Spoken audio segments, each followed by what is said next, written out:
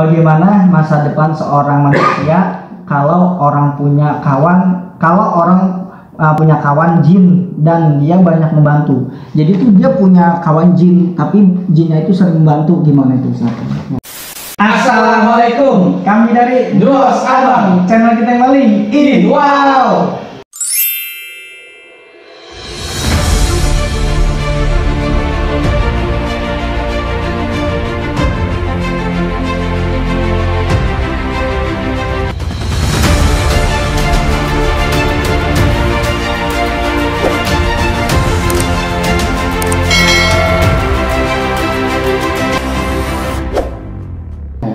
Jadi dalam surat jin, jadi Bang Tony, Bang Atif disangka di surat Al-Jin itu ada ayat yang ke-6 itu yang artinya nanti jin itu akan memberikan kesesatan kepada manusia.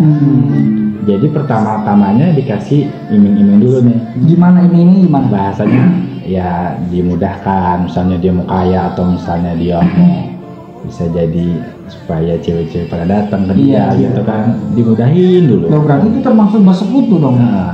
Habis itu nanti lama-lama jin itu akan ya nyesatin dia, nggak minta gratis, akan minta tumbal gitu. Masya Allah, iya. Makanya hati-hati. Dan ada yang bilang gini, wah saya dibantuin terus. Iya dibantuin, tapi lama kelamaan nanti dia akan menjerumuskan kita kesyirikan kepada Allah. Iya. Makanya kata Allah Subhanahu Wa Taala di surat Luqman, innasyirka la zulmun azim. Sesungguhnya kesyirikan itu adalah kezaliman yang amat besar di hadapan Allah Subhanahu Wa Taala. Makanya kalau yang seperti itu, kalau dia nggak cepat-cepat bertobat, nggak diingatin, makin dia merasa wah ini keren nih, saya dibantuin terus nih. Ada yang begitu, ada yang mau main bola, ada yang harus bisa taekwondo sampai bisa begitu. Mau latihan bisa. Berarti itu termasuk jin yang bantu ya. Kadang gini Ustaz, ada amalan ya, ada amalan. Nah dia berarti datang wasilah dong, ya kan? Ya kita nggak tahu ya di saat kita ngerjain itu khodam bener atau itu jin, karena kan kita nggak bisa langsung biasa aja. Iya, kita nggak bisa mempercayai kan Ustaz. Lah ini beneran khodam yang kita amalin atau ini jin, gimana tuh? Jadi kita lihat dulu, lihatnya dari apa?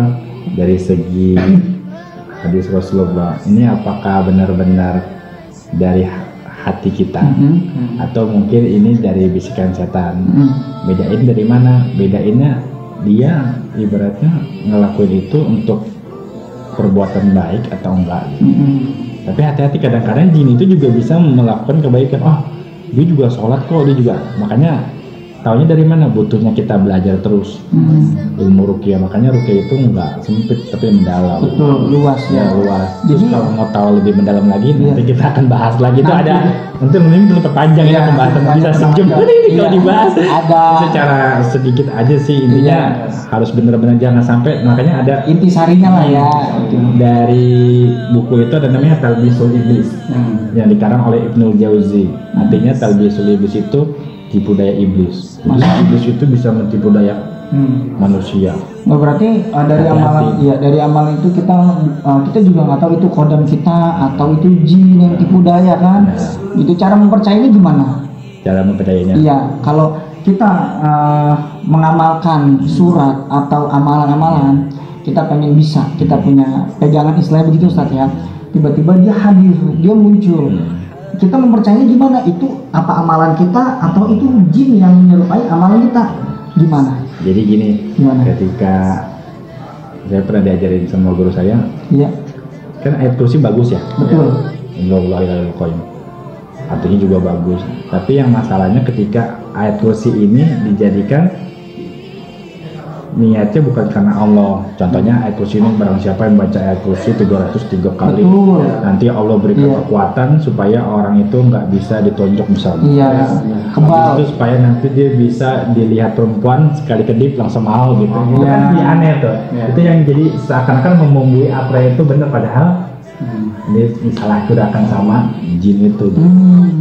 Banyak tadi ada banyak doa-doa ruqyah, tapi itu disalahgunakan orang lain. Gitu, Al-Fatihah ini buat ini, padahal tuh bagus tapi disalahgunakan. Oh jadi kalau emang ada ya misalnya Al-Fatihah kita gunain buat ini, kalau emang tujuan kita positif pasti dia bisa, ya kan bermanfaat lah. Asal jangan yang buat mencelakakan orang, ya yang aneh ya. Jadi gitu ya, gitu sahabat Sabang. Terus Semoga terjawab ya. semoga terjawab ya. Intinya jangan yang aneh-aneh. Jangan gitu yang kan. aneh, betul. Ada Al-Quran kan supaya bisa ini. sebenarnya Pak satu Ustaz. Intinya untuk tenangin jiwa kita. Iya, Al-Quran itu juga buat penolong kita di alam kubur. Masya Allah, Akbar. Gus, hijrah nih Gus, semenjak dekat sama Ustaz ini gue hijrah. Tiap hari WA aja udah. Ya ada aja. Bahas ini, kapan? Selanjutnya lagi nih, Bang, Ustaz, ada lagi nih pertanyaan nih dari, lu mau bacain? Udah langsung Oke, nggak bisa dibaca bisa gua. Iya, makanya. Apa? Masih dihina juga ya? Sama, nggak ada beda. Iya. Gini Ustaz, apa perbedaan ruqyah secara syar'i dengan yang tidak syar'i? Nah, gimana tuh kira-kira? Jadi, Mungkin buat semua sahabat Abang. Ini bagus nih pertanyaannya nih. Betul. Jadi ruqyah syar'iyah itu ciri-cirinya pertama, Iya. dia dibacakan Al-Quran. Iya. Kedua, doa-doa yang dari Nabi SAW gitu kan. Terus yang kedua adalah niatnya karena Allah pastinya. Itu syar'i. Iya. Benar-benar niat karena Allah, nggak karena yang lain. Betul. Dan juga pastinya ketika kita ruqyah sembuh bukan karena peruqyah yang bagus, tapi karena Allah lah yang menyembuhkan. Penolong ya. Benar. Iya. Makanya di surat 26 ayat 80, wa idza maridtu fa huwa yashfin. Masya Allah. Apabila aku sakit, makalah Allah yang menyembuhkan. Itu kata Nabi Ibrahim dalam surat Asy-Syu'ara ayat 80. Kira-kira seperti itu ya. Seperti itu. Apa Itu enggak? ciri-cirinya ya. Iya. Terus ruqyah syariah. Yang syariah gimana? Yang nggak syariah gimana? Ciri-cirinya pertama dia pakai telur, biasanya gitu kan? Kok pakai telur? Yang nyembuhinnya pakai telur, diketok dulu terus tiba-tiba Wah, ada darah nih, ada ini nih, Ada- pernah kan iya. operasian nih. Iya. Itu hati-hati itu Ada- cuma kamuflase namanya. Ya sekarang logikanya gini Ustaz. Telur ada cangkangnya, masukin pakunya di mana? Ya itu kan kamuflase dari dukun-dukun gitu. Dia supaya bikin supaya wah ini keren nih gitu. Supaya si yang mau di ruqyah itu ngerasa wah ini bener saya disihir padahal mah cuma kamuflase. Masya Allah ya. Oh, iya. Ciri-ciri Tapi ruqyah. kan dulu tuh penyakitnya dioper ke hewan. Nah itu salah satunya ciri-ciri ruqyah syirkiyah yang penyakit itu dipindah. Kasihan nih hewannya ya. Kasihan. Misalnya Ente. itu ayam ya, Iya, ini kasihan. dipotong dimakan. Enak. Iya enak ya. Kayak kemarin ya makan sate. Ngajak-ngajak dia dosa marah. Ya Allah, ini gua disindir dulu. Nanti kita ajak Bang, Insya Allah. Kemana? Gua nggak mau jatuh omongan dulu, biar kaya dulu. Ustadz kalau ada yang udah kaya, kemana juga kita ajak. Tadi apa yang pertama? Ciri-ciri ruqyah syirkiyah? Iya. Yang pertama Apa tuh? tadi apa? Aduh, aneh lupa nih. Yang pertama Ruqyah Tadi syar'i. telur. Ruqyah syar'i dulu. Syar'i. Pertama apa tadi? Pertama dari Al-Quran, doa Al-Quran. Nabi. Iya, doa Nabi. Terus yang selanjutnya benar-benar karena Allah Subhanahu Wa Taala. Subhanallah, iya. Jadi yang menyembuhkan bukan ruqyahnya, ruqyah, tapi karena Allah. Subhanahu wa Ta'ala. Berarti yang ruqyah itu cuman itu ya ibaratnya apa? Sebagai perantara, Kayak dokter lah ya. Jadi bukan karena peruqyah wah bagus nih, nggak ada peruqyah yang bagus, tapi Iya. yang bagus itu Allah lah. Gitu. Betul. Yang enggak syar'i itu mediasinya telur. Teror, Ajang. tiba-tiba dipindahin kan penyakit Hewan. ke binatang. Terus yang lebih penting lagi, Apa? sebelum diruqyah dia bisa ngebaca pikiran kita. Hati-hati. Gimana itu? Jadi pas Gimana? datang tiba-tiba dia ngomong, Berarti itu kayaknya Anda ada 3 jin dalam tubuhnya. Yang dia- dua itu nyukain kamu, yang satunya enggak. Jadi yang kalau pas kita mau ruqyah dia udah bilang gitu duluan. Padahal belum didiagnosa. Itu jinnya jin itu yang mana? Jadi seorang yang peruqyah itu sebenarnya dia pura-pura menjadi peruqyah padahal itu dukun. Makanya sekarang banyak yang kadang menjadi peruqyah. Iya, iya. Dia udah bisa nerawang. Karena apa? Karena di surat Al-A'raf dijelaskan ayat 27. Iya. Innahu yarakum wa qabilu min haitsu la tarawun. Sesungguhnya iblis dan para bawahan-bawahannya bisa ngeliat manusia, tapi manusia nggak bisa ngelihat iblis Iblis. dan jin. Iya, iya. Makanya kalau ada seorang yang bisa ngelihat jin, itu tandanya dia bukan hebat, bukan kelebihan, tapi dia harus diruqyah. Iya. Itu yang peruqyahnya harus diruqyah. Salah satunya dia masuknya dari mana? Jin kodam. Dia manggil dengan apa? Tadi dengan yang baca Quran yang aneh-aneh, atau mungkin dengan keturunan-keturunan namanya indigo kan. Iya. Itu sebenarnya bukan kelebihan, kekurangan. Oh gitu. Makanya dia bisa membaca pikiran. Wah, ini gitu. Kalau kejadian begini ya, kepala Itu kira-kira ciri-cirinya. Oh sedang menduakan Allah. Nah kita aja nggak tahu umur kita gimana ya kan. Oke bang, pertanyaan selanjutnya. Oke, pertanyaan selanjutnya ya. Tadi kita udah pertanyaan sampai ke pertanyaan 3 nih. Iya. Nah sekarang keempat tadi ya. Ciri-ciri orang yang tadi terkena sihir ya. Iya. Ada tambahan lagi atau gimana Ustaz? Ciri-cirinya itu kalau Gimana? misalnya ini kan yang lagi viral kan sekarang kena sihir pemisah rumah tangga ya. Emang ada? Ada di Gimana tuh? surat Al-Baqarah ayat 102 itu ada. Jadi ciri-ciri orang yang terkena sihir pemisah rumah tangga, pertama tadinya dia harmonis banget, Iya. tiba-tiba dia jadi berubah. Oh bisa. Terus? Habis itu selanjutnya sering mimpi-mimpi buruk binatang gitu. Efeknya apa kalau kayak gitu? Kok bisa kayak gitu? Jadi dia pengen misahin rumah tangga gitu, Berarti- antara suami dan istri. Oh. Begitu. Jadi ngelihat dia tuh bawaannya marah mulu, sedikit masalah dibikin besar.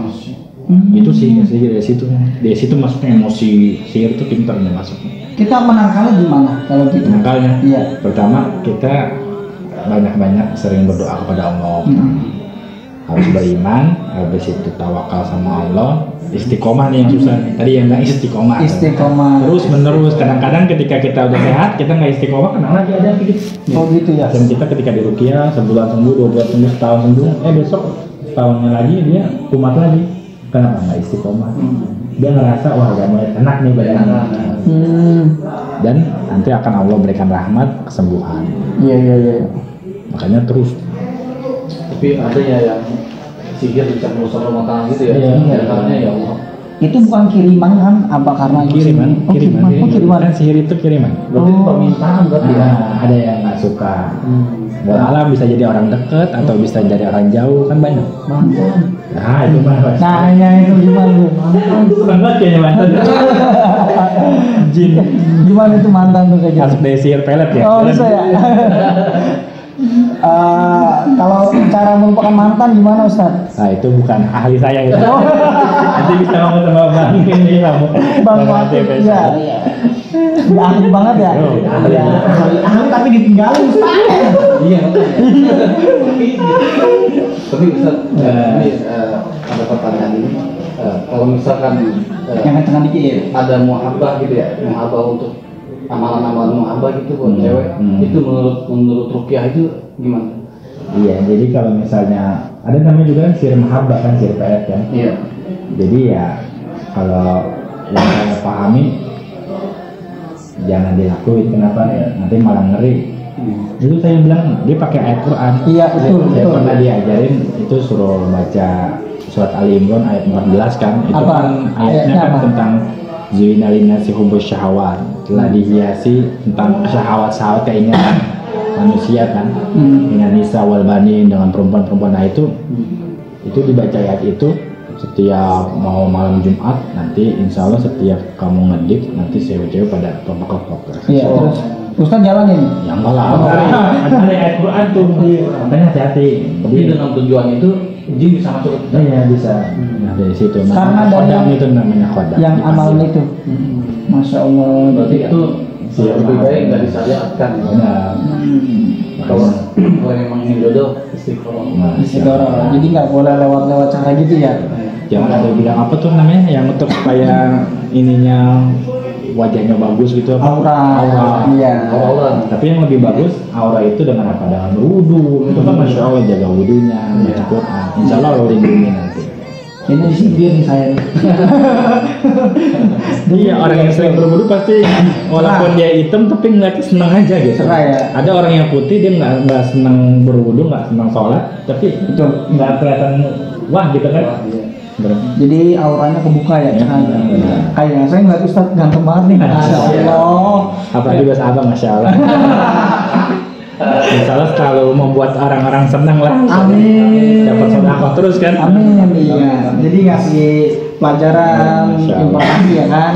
Gitu. Nah ini untuk terakhir nih Ustaz nih. Ya, gimana? Contoh pendeteksian awal. Pendeteksian awal Ya, ya. sihir awal. Sihir awal gimana tuh? Yang kena sihir. Iya. Nah, Pendeteksian awal kena sihir gimana? Udah ente itu Bang sekalian. benar dari sini. Iya, hati-hati. Ya enggak lah, kasih itu dulu dong. Soalnya dulu Udah mulai lagi. Jika seseorang awal itu kena sihir gimana? Ya pertama Ngedeteksinya. caranya dari kita diagnosa yang tadi Anda bilang, seringnya di rumahnya ada kejatuhan kayak bola-bola gitu, hancur gitu di rumahnya. Terus yang kedua, sering mimpi buruk nggak? Terus di rumah tangganya gimana, harmonis nggak? Itu secara deteksi aja udah ketahuan dari diagnosa kita ya. Kasih tahu, oh ada yang aneh nggak? Di rumah gimana? Kalau di luar gimana? Di dalam gimana? Di luarnya enak, di rumahnya biasanya enggak gitu. Atau Oh, gitu. ada yang gitu. Oh jadi gitu. Secara umum ya, tapi nanti dengan dia udah tawan. Ya buat rukiahnya contohnya nanti aja, harus konten ya. Bikin supaya lebih wow gitu ya. Di wow iya boleh. Nah, saudara Abdul Latif mau dirukiah? Kalau kamu bersedia, saya bersedia kok. Gimana kalau dua-duanya? Oke boleh. Nanti sampai ngerekam. Di dalam konten atau di luar konten ini? Hah? Di luar konten atau di luar Kayaknya konten? udah mulai. Dua-duanya kamu tinggal pulang. Ada cerita dari guru saya pernah. Jadi ketika dia udah semangat belajar rukiah kan, diajarin sama guru saya tuh di Iya. pelatihan. Ya tiba-tiba dia praktekin tuh, dia ngerukiah saudaranya. Ketika dirukiah, kemudian saudaranya itu udah jadi harimau. Iya. Kemudian apa? Dikunciin pintunya. Jadi cerita dari guru saya gitu. Allahu Akbar. Karena saking semangatnya, tapi dia nggak punya apa ya bahasanya, punya ilmu tapi pengalamannya belum ada gitu. Iya, iya. Itu yang butuhnya tuh penting, ilmu sama pengalaman. Ustaz pernah ngadepin kayak gitu, ngerukiah tiba-tiba dia berubah jadi macan begitu. Alhamdulillah sering. Pernah. Terus gimana reaksinya, responnya? Bacain aja. Terus dianya Ya lama-lama takut. takut ya? Tapi awalnya sih agak ya gitu ya, sombong-sombong dikit. Dianya? Wow. Ya. Jadi gimana nih Bang Dul? Kita rukiahnya di dalam konten atau di luar konten? Di dalam konten atau di luar konten? Privasi nggak? Nanti terdengar Iya. kalau reaksinya wow gitu Iya. kan kita nggak tahu. Ente ya. Aduh udah cara Aduh. Ente udah langsung. Antum gimana antum? Udah langsung. Itu kayaknya di luar konten aja ya. Itu di luar konten aja kali ya. Tapi kalau dua-dua yang jadi dia kunciin. Iya. Nggak banget ya. Tapi sadar sih, tapi Sadar. lama sadarnya. Iya. Ustaz, Ya, ya. nanti sama Bang buat apa? Kalau rupiah itunya ntar aja Iya. di luar konten. Kita siapkan diri dulu. Iya, kita masih nanya-nanya belajar dulu ya. Kalau belum siap nggak usah dipaksa ya, takutnya Betul. nanti malah jadi gimana gitu kan. Iya. Gini Ustaz. Jadi itu apa ya? Kalau misalnya ya, kalau misalnya kita kena guna-guna, itu gimana?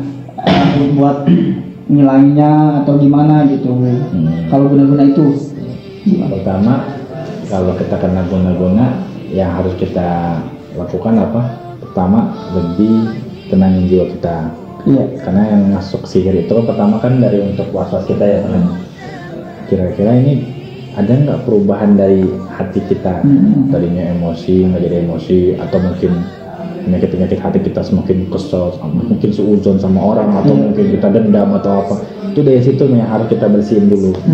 Iya. Terus yang kedua, sering-sering terapi Al-Baqarah itu khusus untuk Buat diri kita sendiri bisa. rukiah mandiri. Oh, Sering-sering baca terapi Al-Baqarah. kalau sampai habis atau udah Habis. Itu. Ya, ada yang banyak pengalaman dari guru saya tuh sampai 90 hari sembuh, alhamdulillah, izin Allah. Ada yang baru 30 hari sembuh. Jadi tergantung rahmat Allah itu turun. Berarti Gitu.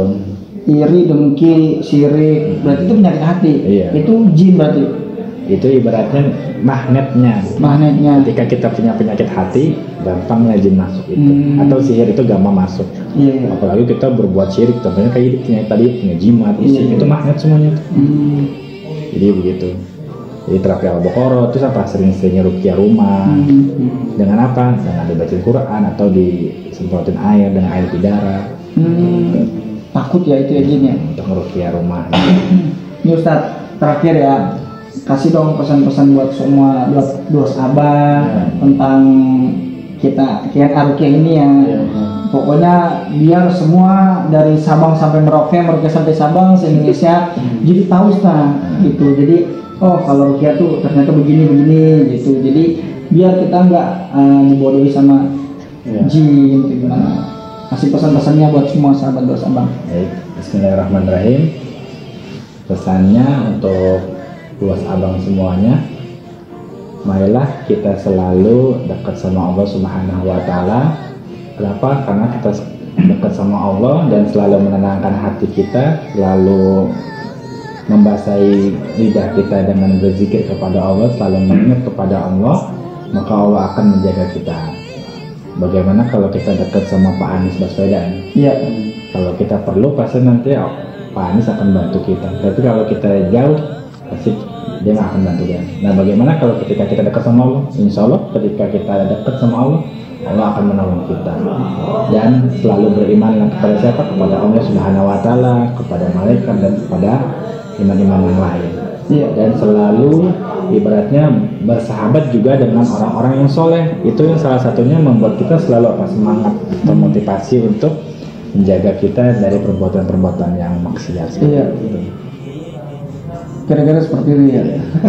Tapi ketika kita udah mencoba beristiqomah, kita udah rajin, kita udah rajin ibadahnya, udah rajin ngajinya, udah ngaji sholatnya. Tapi ketika kita pasti ada dong setan itu kan, jin itu kan mengganggu, pasti belok ke maksiat. Itu gimana? Kalau kita udah pengen lurus, itu gimana? Jadi biar semua sahabat abang tahu. Makanya kan iblis itu kan udah ngomong dalam Quran bahwa dia akan bahasanya itu selalu membuat kita itu selalu bermaksiat kan. La'atayannahum min baini aydihim wa min khalfihim wa an amalihim wa an syamalihim gitu kan. Jadi bahasanya iblis itu akan bahasanya membuat kita itu selalu berbuat maksiat. Dengan apa? Dengan caranya, dari hartanya, atau dari mungkin dari jabatannya, dari wanita, atau dari yang lainnya. Jadi bagaimana kita itu tadi saya bilang, benar-benar kita harus mempunyai iman yang kuat, istiqomah, dan juga yang sahabat yang bagus. Kalau kita nggak punya sahabat, nanti kalau kita lagi lemah, nggak ada yang bisa ngingetin. Makanya bi'ah itu, lingkungan itu penting banget. Kalau emang kita mau hijrah total dengan lingkungan yang baik. Untuk sahabat saya baik, Masya Allah. Ustaz ya. Beruntung Masya Allah ya. Baik banget kok udah. Jadi untuk semua sahabat dos abang itu pembelajaran kita ya bang dulu ya. Benar, sangat bermanfaat bang. Betul. Lu kasih tahu. Iya. Nah Ustaz punya Instagram nggak? Instagramnya boleh dipromosiin. Belum bikin. Kalau belum bikin ya Masya Allah. Iya. Kalau kayak kita mah update tiap hari ya. Kalau gini mah borok bang. atau media sosial yang lain, Facebook mungkin. Nggak punya saya. Ya mungkin media sosial perwakilan lu dari dua sahabat. Iya. Para sahabat dua sahabat yang mau ruqyah ya. Iya. Langsung DM aja di Instagram dua sahabat. Iya. Pokoknya yang mau ruqyah, istilahnya yang pengen nanya-nanya lah. Iya. Ada masalah apa? Misalnya hatinya dia nggak tenang gimana? Bisa DM dos abang di Instagram, Facebook bisa ya kan? Ya nanti kita langsung connect ke Ustadz Agung Ramadan. Ya. Oke bang, gimana? Langsung juga tutup aja. Ya pokoknya kita bilang dulu dong terima kasih semua sahabat dos abang yang udah mendukung bang. Kita udah sejauh ini nih. Sampai saat ini ya. Udah sampai saat ini Ustadz, iya. Perjalanan yang sangat berat. Perjalanan yang berat. Kita bisa sampai kita naik ya. Kita alhamdulillah itu juga karena kan Allah juga. Betul. Harus bersyukur terus ya. Bersyukur terus Ustaz. Itu karena dikit lagi kita dapat iklan. Amin. Iya. Pokoknya terima kasih buat sahabat dos abang dimanapun berada, dari Sabang sampai Merauke. Dari Merauke sampai Sabang. Oke. Pokoknya jangan pernah takut dengan sihir, Iya. jin, atau gangguan yang lainnya. Semuanya lemah kalau kita dekat sama Allah Subhanahu. Betul. Semua setan diapain bang? Setan kita kepret. Oh, iya. Dan sekarang jangan takut. Jangan takut, harus berani Ustaz Ada ya. bunyi-bunyi sedikit, Kabur. Makanya lebih maju deh ya. baca tahu. Baca tahu. Auzubillahi minasyaitonir rajim. Jadi jangan kabur tautnya. Oh ya. Iya. Ada orang yang kayak gitu tahu. Kabur ya. Iya. Pokoknya terima kasih sama sahabat Dos Abang. Pokoknya dukung kita terus di Dos Abang ya. Ya benar. Jangan lupa Subscribe, like, comment, and share. Assalamualaikum. Waalaikumsalam. Hadir.